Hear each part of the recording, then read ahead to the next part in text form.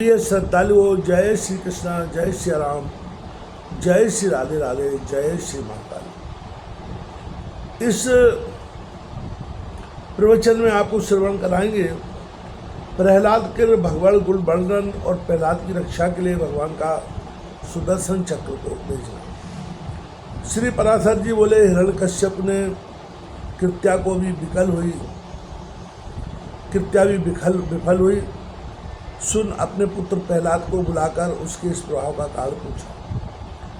हिरण्यकश्यप बोला, अरे प्रहलाद, तू बड़ा प्रभावशाली है, तेरी ये चेष्टाएं मंत्रादि जनित है या स्वाभाविक है।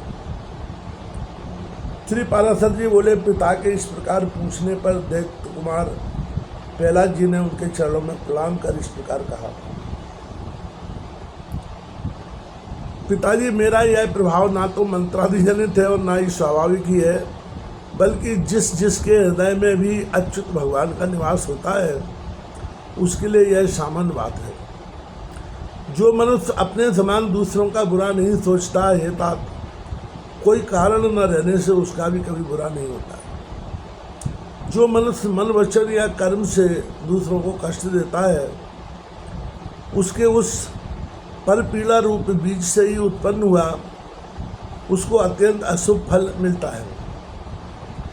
अपने सहित समस्त प्राणियों में श्री केशव को वर्तमान समझकर मैं न किसी का बुरा चाहता हूँ और न कहता हूँ या करता ही हूँ।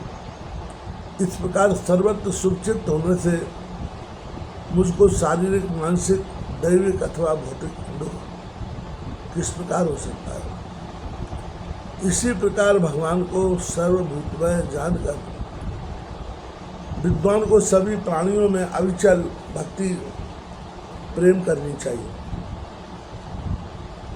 पराशर जी बोले, अपने महल की अट्टालिका पर बैठे हुए उस दैत्यराज ने यह सुनकर क्रोधान्ध हो अपने दैत्य अनुचरों से कहा। हिरण्यकश्यप बोला, यह बड़ा दुरात्मा है, इसे 100 योजन ऊंचे महल से गिरा दो, जिससे यह पर्वत के ऊपर गिरे और शिलाओं से इसके अंग अंग छिन्न हो जाए।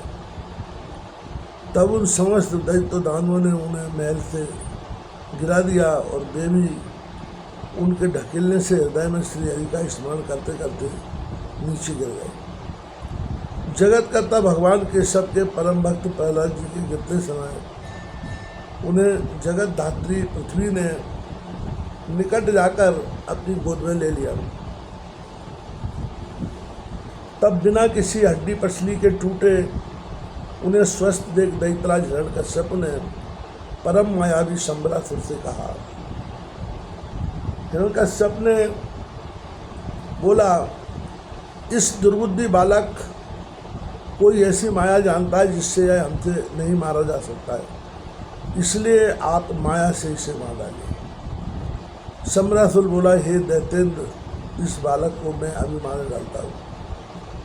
तुम मेरी माया का बल देखो मैं तुम्हें सैकड़ों हजारों करोड़ों माया देख लेता हूँ। श्री पराशर जी बोले, तब उस दुर्बुद्धि शंबरासुर ने समदर्शी प्रहलाद के लिए उनके नाश की इच्छा से बहुत सी माया रची, किंतु हे मैत्रेय, शंबरासुर के प्रति भी सर्वथा द्वेषहीन रहकर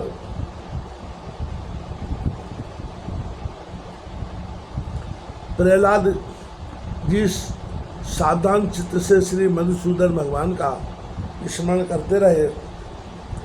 उस समय भगवान की आज्ञा से उनकी रक्षा के लिए वहाँ ज्वाला मालाओं से युक्त सुदर्शन चक्र आ गया। उस शीघ्रगामी सुदर्शन चक्र ने उस बालक की रक्षा करते हुए शंबरासुर की सहस्त्रों मायाओं को एक एक करके नष्ट कर दिया। तब दैत्यराज ने सबको सुखा डालने वाली वायु से कहा कि मेरी आज्ञा से तुम शीघ्र इस दुरात्मा को नष्ट कर दो। अतः उस अति शीघ्र शीतल और रुक्ष वायु ने जो अति असहनीय था, जो आज्ञा कहकर उनके शरीर को सुखाने के लिए उसमें प्रवेश किया। अपने शरीर में वायु का आवेश हुआ जान दैत्य कुमार प्रहलाद ने भगवान धरणीधर को हृदय में धारण किया। उनके हृदय में स्थित हुए श्री जनार्दन ने क्रुद्ध होकर उस भीषण वायु को पी लिया, जिससे वह क्षीण हो गया। इस प्रकार पवन और संपूर्ण मायाओं के क्षीण हो जाने पर महामती प्रहलाद जी अपने गुरु के घर चले गए। तदनंतर गुरु जी ने उन्हें नित्य प्रति शुक्राचार्य जी की बनाई हुई राजफल प्रदायिनी राजनीति का अध्ययन कराने लगे। तब गुरु जी ने उन्हें नीति शास्त्र में निपुण और विनय संपन्न देखा और उनके पिता से कहा, अब यह सुशिक्षित हो गया है। आचार्य बोले, हे दैत्यराज, अब हमने तुम्हारे पुत्र की नीति शास्त्र में पूर्णतः निपुण कर दिया है। भृगुनंदन शुक्राचार्य जी ने जो कहा है उसे प्रहलाद तत्वतः जानता है। हिरण्यकश्यप बोला, प्रहलाद, यह तो बता, राजा को मित्रों से कैसा बर्ताव करना चाहिए, शत्रुओं से कैसा, तथा त्रिलोकी में जो मध्यस्थ दोनों पक्षों के चिंतक हो उनसे किस प्रकार आचरण करें। मंत्रियों, अमात्यों, वायु और अंतापुर के सेवकों, गुप्तचरों, पूर्वासियों,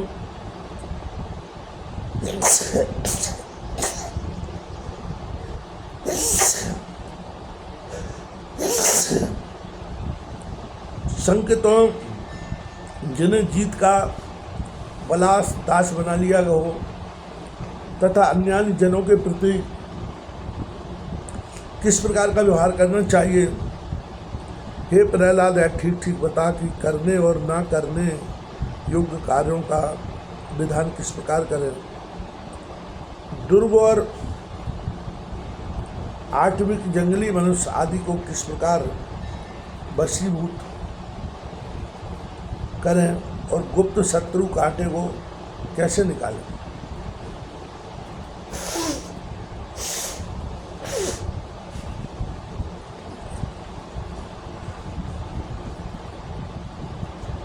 यह सब तथा और भी जो कुछ तूने पढ़ा हो वह सब मुझे सुना दे, मैं तेरे मन को भावों के जानने के लिए उत्सुक हूँ। श्री पराशर जी बोले, तब विनय भूषण प्रहलाद जी ने पिता के चरणों में प्रणाम कर दैत्यराज हिरण्यकश्यप से हाथ जोड़कर कहा। प्रहलाद जी बोले, पिताजी, इसमें संदेह नहीं है कि गुरुजी ने तो मुझे इन सभी विषयों की शिक्षा दी है और मैं इन्हें समझ भी पाया हूँ, परंतु मेरा विचार है कि वे नीतियाँ अच्छी नहीं हैं। साम, दान तथा दंड और भेद, ये सब उपाय मित्रादि के साधने के लिए बतलाए गए हैं, किंतु पिताजी आप क्रोध न करें, मुझे तो कोई शत्रु मित्रादि दिखाई ही नहीं देते। और हे महाबाहो, जब कोई साध्य नहीं है तो इन साधनों से लेना ही क्या है। हे तात, सर्वभूतात्मक जगन्नाथ जगन्मय परमात्मा गोविंद में भला शत्रु मित्र की बात ही कहाँ। श्री विष्णु भगवान तो आप में, मुझ में और अन्यत्र भी सभी जगह वर्तमान है। फिर वह मेरा मित्र है और यह शत्रु है, ऐसे भेदभाव को स्थान ही कहा। इसलिए हे तात, अविद्या जन दुष्कर्मों में प्रवृत्त करने वाले इस बाग जाल को सर्वथा छोड़कर अपने सुख के लिए ही यत्न करना चाहिए। हे दैत्यराज, अज्ञान के कारण ही मनुष्यों की अविद्या में विद्या बुद्धि होती है। बालक क्या अज्ञान बस खद्योत को ही अग्नि नहीं समझ पा लेता। कर्म वही है जो बंधन का कारण ना हो और विद्या भी वही है जो मुक्ति की साधिका हो। इसके अतिरिक्त और कर्म तो परिश्रम पूर्वक तथा अन्य विद्याएं कला कौशल मात्र ही है। हे महाभाग, इस प्रकार इन सब को आसार समझकर अब आपको प्रणाम कर मैं उत्तम सार बतलाता हूँ, आप श्रवण कीजिए। राज्य पाने की चिंता किसे नहीं होती और धन की अभिलाषा भी किसको नहीं, तथापि ये दोनों उन्हीं को प्रिय हैं जिन्हें मिलने वाले हैं। ये महाभाग महत्व प्राप्ति के लिए सभी यत्न करते हैं, तथापि वैभव तो मनुष्य का भाग्य ही है। हे प्रभु, जड़ अविवेकी, निर्बल और अनित्यों को भी भागवत नाना प्रकार के भोग और राज्यादि प्राप्त होते हैं, इसलिए जिसे महान वैभव की इच्छा हो उसे केवल पूर्ण संचय का ही प्रयत्न करना चाहिए, और जिसे मोक्ष की इच्छा हो उसे ही समत लाभ का ही प्रयत्न करना चाहिए।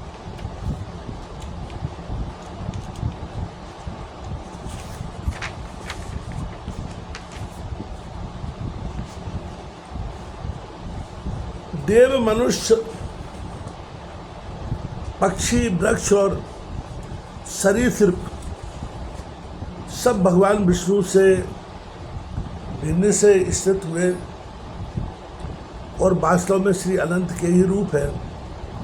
इस बात को जानने वाला पुरुष संपूर्ण चराचर जगत को आत्मवत देखे, क्योंकि यह सब विश्व रूपधारी भगवान विष्णु ही है। ऐसा जान लेने पर वे अनादि परमेश्वर भगवान अच्युत प्रसन्न होते हैं और उनके प्रसन्न होने पर सभी क्लेश छीन हो जाते हैं। पराशर जी बोले, यह सुनकर हिरण्यकश्यप क्रोध पूर्वक अपने राज सिंहासन से उठकर पुत्र प्रहलाद से वक्ष स्थल में लात मारी और क्रोध तथा अमरस से जलते हुए मानो संपूर्ण संसार को मार डालेगा, इस प्रकार हाथ बोलता हुआ बोला। हिरण्यकश्यप ने कहा, हे विप्रचिते, हे राहो, हे बल, तुम लोग इससे भली प्रकार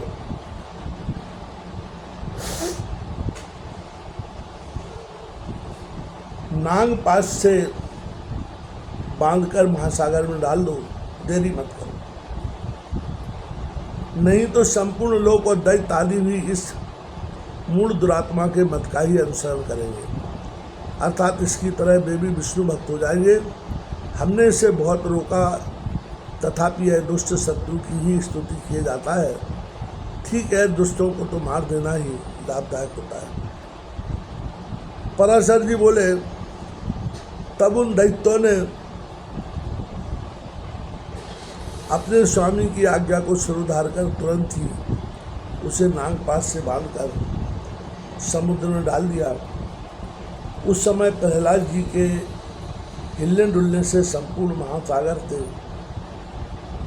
हलचल मच गई और अत्यंत क्षोभ के कारण उसमें सब और ऊंची ऊंची लहरें उठने लगी। ये महामते, इस महान जलपूर से संपूर्ण पृथ्वी को डूबते देख हिरण्यकश्यप दैत्य ने इस प्रकार कहा।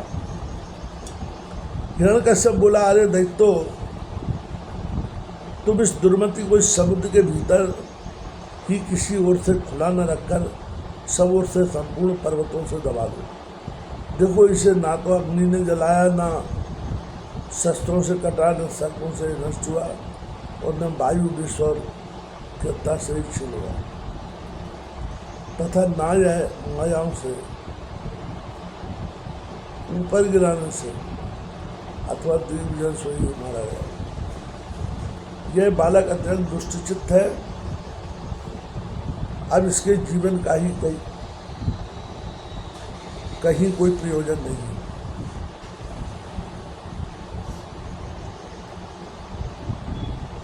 अतः अब यह पर्वतों से लदा हुआ हजारों वर्ष तक जल में ही पड़ा रहे, इससे यह दुर्मति स्वयं ही प्राण छोड़ देगा।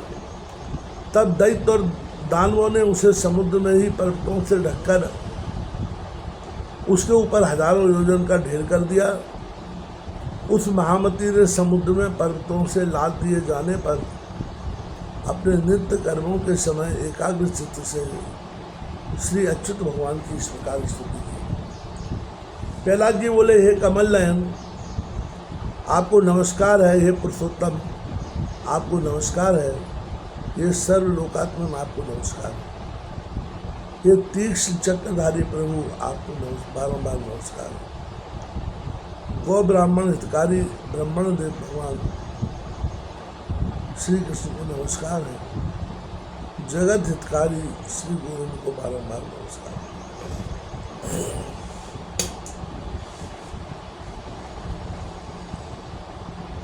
आप ब्रह्मा रूप से विश्व की रचना करते हैं, फिर उसके स्थित हो जाने पर विष्णु रूप से पालन करते हैं और अंत में रुद्र रूप से संहार करते हैं। ऐसी त्रिमूर्तधारी आपको नमस्कार है। अच्युत देव यक्ष असुर सिद्ध नाग गंधर्व किन्नर पिशाच राक्षस मनुष्य पशु पक्षी स्थावर पिपील का चींटी सरीसृप पृथ्वी जल आकाश वायु शब्द स्पर्श रूप रस गंध मन बुद्धि आत्मा काल और गुण, इन सब के पारमार्थिक रूप आप ही हैं। वास्तव में आप ही ये सब है। आप ही विद्या और अविद्या सत्य और सत्य तथा विश्व और अमृत तथा आप ही वेदोक्त प्रवृत्ति और निवृत्ति करना। हे विष्णु, आप ही समस्त कर्मों के भोक्ता और उनकी सामग्री है तथा सर्व कर्मों के जितने भी फल हैं वे सब भी आप ही। हे प्रभु, मुझमें तथा अन्यत्र समस्त भूतों और भुवनों के आप ही गुण और ऐश्वर की सूची की व्याप्ति हो रही है। योगी हम आपका ही ध्यान करते हैं और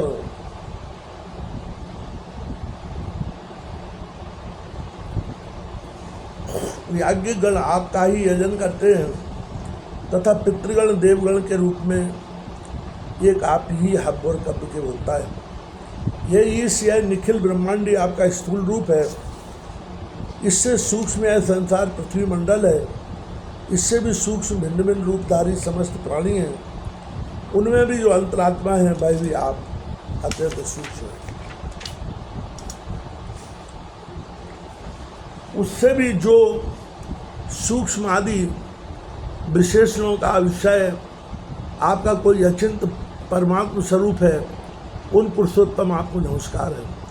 हे सर्वात्मन, समस्त भूतों में आपकी जो गुणा से आप पराशक्ति है, हे सुरेश्वर, उस नित्य स्वरूपणी को नमस्कार है जो वाणी और मन के परे है, विशेषण रहित तथा ज्ञानियों के ज्ञान से परिचित है।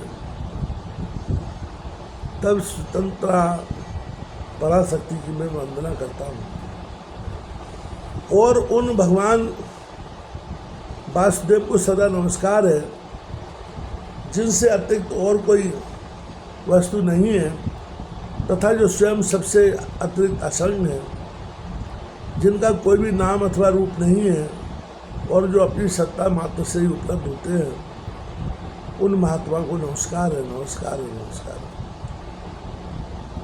जिनके पर स्वरूप को न जानते हुए ही देवतागण उनके अवतार शरीरों का अर्चन करते हैं, उन महात्मा को नमस्कार है जो ईश्वर सबके अंतःकरण में स्थित होकर शुभाशुभ कर्मों को देखते हैं। एवं सर्व साक्षी विश्व परमेश्वर को मैं नमस्कार करता हूँ, जिनसे यह जगत सर्वथा अभिन्न है। उन विष्णु भगवान को नमस्कार है। वे जगत के आदि कारण और योगियों के ध्येय अव्यय हरि मुझ पर प्रसन्न हो, जिनमें यह संपूर्ण विश्व ओतप्रोत है, और वे अक्षय अव्यय और सबसे आधारभूत हरि मुझ पर प्रसन्न हो, जिनमें सब कुछ स्थित है, जिनसे सब कुछ उत्पन्न हुआ है और जो स्वयं सब कुछ तथा सबके आधार है, उन श्री विष्णु भगवान को नमस्कार है और बारंबार नमस्कार है। भगवान अनंत सर्वव्यापी है, अतः वे ही मेरे रूप में स्थित है। इसलिए संपूर्ण जगत मुझसे ही हुआ है और मैं ही सब कुछ हूँ। और सनातन में भी यह सब स्थित है। मैं ही अक्षय नित्य और आत्मा धार परमात्मा हूँ तथा मैं ही जगत के आदि और अंत में स्थित ब्रह्म संज्ञक परम पुरुष हूँ।